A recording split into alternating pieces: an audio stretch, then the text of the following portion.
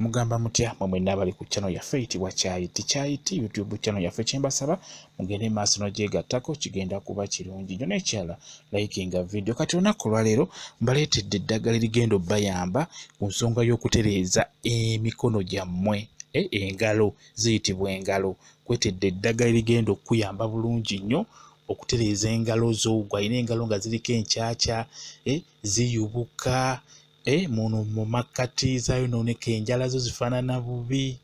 Kwetedde eddagala erigenda okuyamba ku ngalo zo ziddewo zirabike bulungi ziweweere. Abakyala abasinga mwagala nnyo engalo eziweweera. Okwate ku muntu w'ekiro nga kwegamba awulire nti amukutteko mukyala, okitegeera bulungi nnyo. N'olwekyo eddagala lino ligenda bayamba nnyo okuzzaawo engalo zammwe zibeere nga ziweweera, zibeere ng'ez'omwana omuto, zibeere nga atakolanga ku mulimo gwonna. Eddagala lyeryo. Funa amazzi agabuguma, fumba amazzi gabugume bulungi nnyo. We gabuguma teekamu omunnyo ogwo gw'olabye. Ekirala funa omuceere gwennyini ogwo gw'olaba muceere ogwo gwenteekamu. Bw'omala okugufuna gusekulire ddala bulungi nnyo, gugonde omuceere gwennyini nnyini gwonna, kika kyonna ky'ofunye, oba super kaiso Pakistan tewali buzibu. Gusekule bulungi nnyo gugonde, oguyiwe mu mazzi agakolaki agabuguma.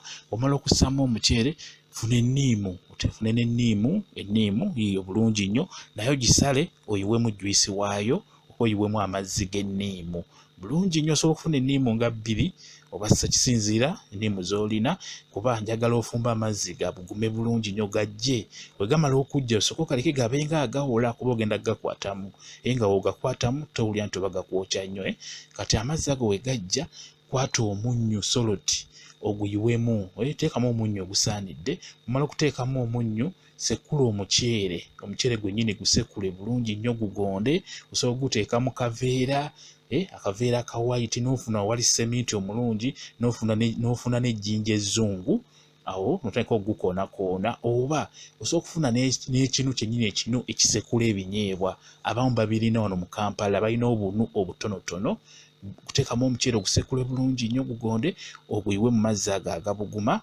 Kugambye teekamu omunnyo, teekamu omuceere ng'ogusekudde bulungi nnyo, oyiwemu ne juice w'enniimu. Kati w'omala ddira omukono ogwo gw'olaba, engalo ziyitibwa engalo ezo. Omukono gwe gubeera gwe gudda waggulu, ezo ziyitibwa engalo. Ddira engalo ezo ozinnyike mu mazzi ago, zimalemu eddakiika 2. Ekyo olina okukikola ng'olina obudde, nkikubuulira, kuba amazzi ago gagenda kuyamba engalo zo ezibadde zaaguba, nga kwegamba teziweweera ngumu, olinganga akola emirimu egy'amaanyi. Engalo zigenda kuddamu zigonde, zigenda kuddamu ziweweere. Alina enkyakya, buli kimu kyonna zigenda kuba bivaako bulungi nnyo. Kati teekamu engalo ezo bw'otyo nga bw'olaba. Nayagadde nkikole mukirabe bulungi, mukyetegereze. Teekamu engalo bw'otyo nga bw'olaba, zinnyikemu mu mazzi, zibeeremu eddakiika 2 ng'onnyiseemu engalo ezo bwe zityo.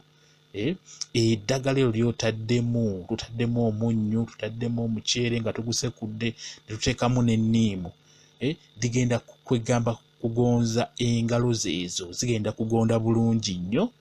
Ebintu by'olinako ebikusumbuwa, okwata ku muntu n'awulira ng'omukalabula, osobola okwekwatako ku kennyini n'owulira ng'okalabula.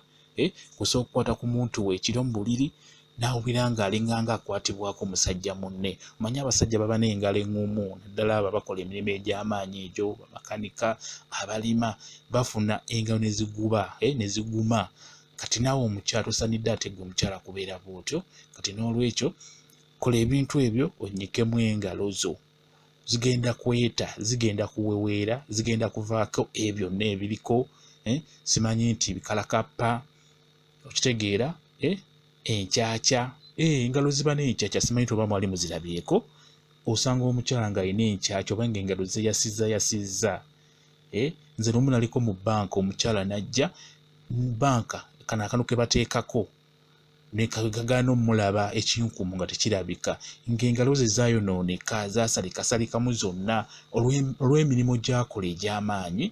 Kati n'olwekyo ekintu ekyo kyewala, kola bw'otyo, ogenda kuba oteerera bulungi nnyo. Manyi Katonda yatonda engalo ezo, ofuna obuzibu obwo, naye w'ozikuuta bw'otyo n'ofuna akantu ako akasennya bw'omala okuzinnyikamu mu eddakiika 2 kalifuna akasenyaako era ogende ng'ozikuute mu kibatu emabbali yonna bw'otyo nga bw'olaba bwenkola bw'otyo bw'olina okukola. Zigenda kutereera ziddewo olaba okuwe kutyo okuddewo kutereere bulungi nnyo.